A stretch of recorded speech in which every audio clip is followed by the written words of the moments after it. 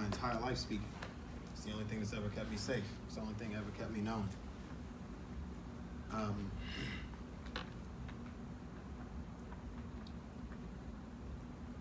I was sitting here and everything that I had planned to say was stripped out of me. And the only thing I kept thinking about was that my father died and he didn't know me, and there's a reason for it. And it has a lot to do with what we've said and what we've not said in this room. And I don't get a chance for him to know me. And he doesn't either. And the reality of what I said, what we've inherited, as we know that we bury men,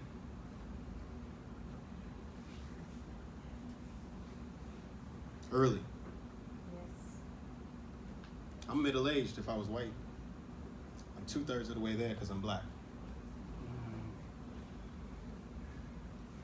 That thought isn't lost on me at any point in my day, at any point in my life. And the reality of a desire to survive, I'm still not going to hold as more important than the reality of the beauty of the authenticity when you can actually live.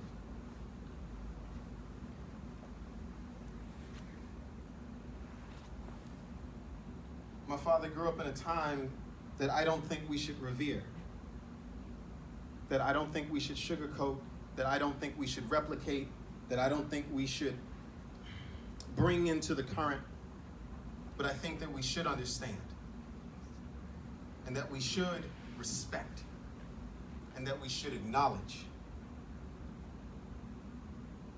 But I don't ever want to be the man that dies and didn't know his son because he hung on to a fantasy of a thing he never lived himself. That's what he did. That's what he did. I never said this in public. I'm upset. I'm upset that he didn't know me.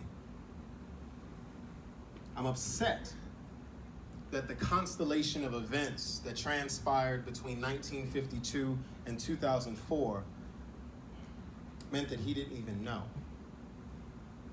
He didn't have language. And I was sitting and I was talking with one of my friends. He just lost his father just about a month ago. And we were talking about what this feels like. And I was sitting there and I was like, yeah, I've been 15 years into this, man. You got a long way to go. If y'all haven't lost your fathers, you will. And I hope they know you, not the person they wish you were. I hope they know you. In order for that to happen, a man has to be willing to contend with the reality that though he created something, he does not own it. That we are sentient spirits, that we are individual beings, and we are sovereign within ourselves. And everything that we wrestle against, trying to be ourselves, comes out of either the ambitions or the fears that we have about this life. Parts of the conversation we've had today around safety only stem from the fact that we're afraid of people we haven't confronted. We're afraid of people that we haven't contended with in the space of us saying that we're here to protect. We would rather not provide, we'd hide.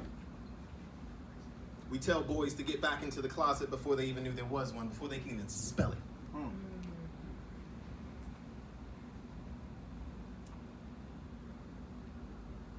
It angers me because I know what I've been through, and I never was what they were afraid of. I never was it. I wasn't. And even if I was, to think what I'd still endure, because I was my father's greatest fear, as he thought to take on the trappings of what he'd inherited in some rule book that he had about life called Manhood.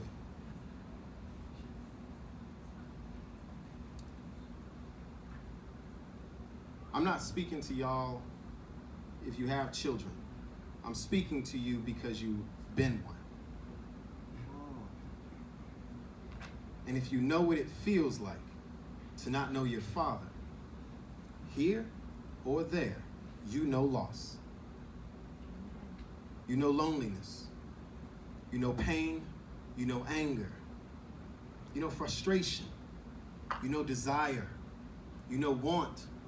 You know what it means to feel forlorn. rare word that we rarely ever use. But it's when you're not only lost, you feel neglected, meaning that you expected someone to be there.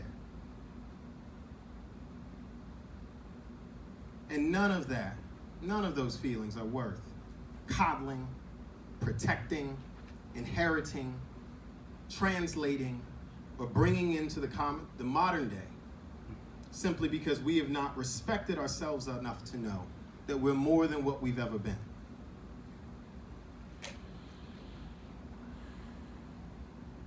The hardest thing in the world for me to stop doing was to stop making wishes on my birthday, stop picking up dandelions and blowing the puffs away and saying the same thing every single time. I wish I was normal.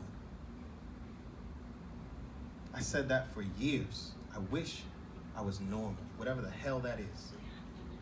I just knew it wasn't me. And you know how long it takes to love yourself when you think that a dandelion's puff can make you different? When you wish, you really, really wish that you weren't used, not because you're not beautiful, not because you're not awesome, not because you don't have potential, but because you don't fit within someone else's fear for what you're going to be. I'm talking about boys. I've buried them. I've gotten calls from them, 2 o'clock in the morning, because they were trans and they were beaten up in Rogers Park within an inch of their life. Because the rest of the men were too afraid or too upset that they hit on somebody that they didn't think was that. It's that real out here. It's that violent out here. And like Brother Cartman said, the reality is that the greatest threat to any person on earth is a man. The greatest threat to women and men is a man. Men kill men kill women, men kill. They love, they grow, they define. I've buried more boys and men than I've buried women.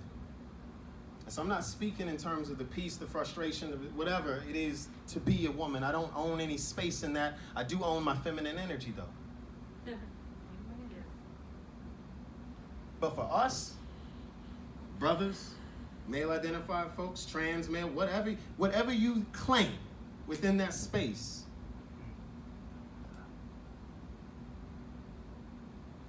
the worst thing to be is afraid of yourself. And the worst thing to be a leader of is a person you insist on being afraid of themselves. To lead a boy into an absence of knowing of themselves, it hurts. I think that reimagining manhood means that we actually take seriously what it means to protect, provide, and we start with the reorganizing of what we feel and what God says we are. And that has nothing to do with what you're afraid of. You have to put your fear on the altar, just like you put your hopes. It took a hell of a lot to get to the point where I could even say that. And I know, and the irony of it is that so many people tell me they wish their boys were like me now. Right? That's like total irony to me. The irony to me is that the very thing that where I was the only straight dude in the Whitney Young Fashion Club, the only one, and the ridicule of not being on the field but being in the mascot's costume because I wanted to dance, the ridicule of being terrible at track but knowing how to run my mouth and so I won the National Poetry Slam, the ridicule of understanding the power of musical theater and so no stage ever makes me tremble. I stood on stages with makeup. I stood on stages that were made up.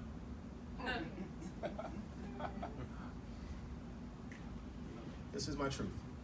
Amen. Keep your boys out the closet. They don't need to be in there in the first place.